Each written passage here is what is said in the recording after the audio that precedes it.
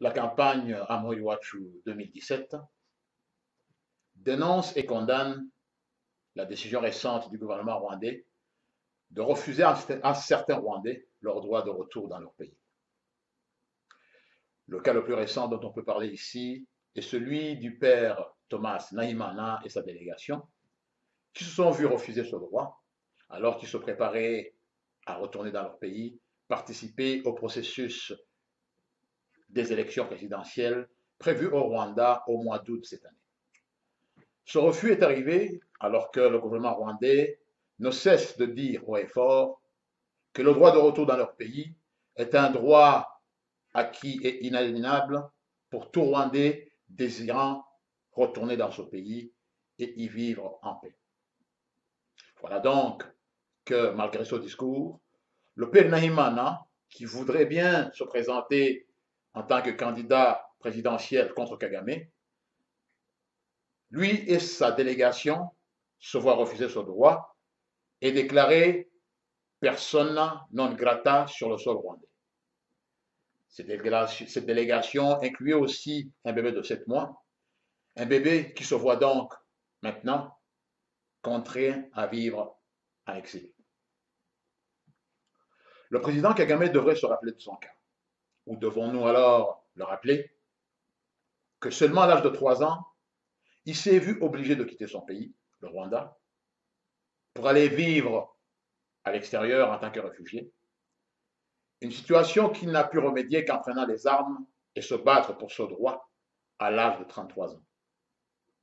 Et c'est alors le même sort qu'il veut réserver à tous ces enfants rwandais vivant à l'extérieur en tant que réfugiés actuellement. Cet événement malheureux, ainsi que d'autres plus récents, prouve sans faille combien le pouvoir du président Kagame et son parti, le FPR, veulent bien se maintenir au pouvoir à tout prix. Ils n'acceptent pas qu'aucun citoyen rwandais puisse participer librement à un processus politique que ce soit. Ils ne veulent pas qu'aucun citoyen rwandais puisse dire haut et fort ce qui défie son gouvernement. Le silence et la défiance sont actuellement les seuls statuts acceptables par ce régime si répressif et dictatorial dans un pays où l'espace politique reste fermé. C'est pourquoi alors la campagne Amhori Watch 2017 demande à la communauté internationale de prendre note et en considération toute cette répression envers les citoyens rwandais dans leur ensemble, mais aussi beaucoup plus envers tous ceux et celles voulant défier politiquement ce régime. Ceci est donc une évidence certaine que les élections prévues pour le mois d'août prochain ne seront ni libres ni démocratiques. La communauté internationale devrait donc les dénoncer et ne pas les considérer légitimes. Ils devraient le faire comme ils l'ont fait en 2015 pour le processus de référendum, un référendum truqué, organisé par ce régime avec un seul objectif de changer la constitution et permettre au président Kagame de briguer un troisième mandat. Les Rwandais, partout où ils sont, n'accepteront pas les résultats de ces élections s'ils ne sont libres ni démocratiques. Ils vont considérer le gouvernement y découlant illégitime et non représentatif du peuple rwandais. Le seul moyen est le séduction. Et pour le gouvernement rwandais, d'accepter le retour de ces Rwandais vivant à l'extérieur, voulant participer à ce processus démocratiquement.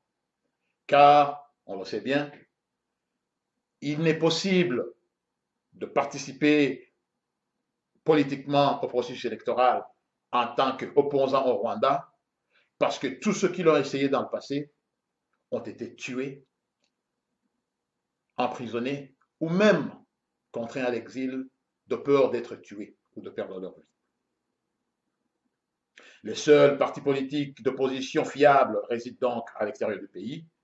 C'est pourquoi nous demandons à la communauté internationale de soutenir notre action, de demander au gouvernement rwandais de permettre l'ouverture de l'espace politique, pour permettre aux Rwandais de participer librement et démocratiquement à ce processus menant à un choix libre de leurs dirigeants. Cet appel est un appel des Rwandais, un appel d'urgence.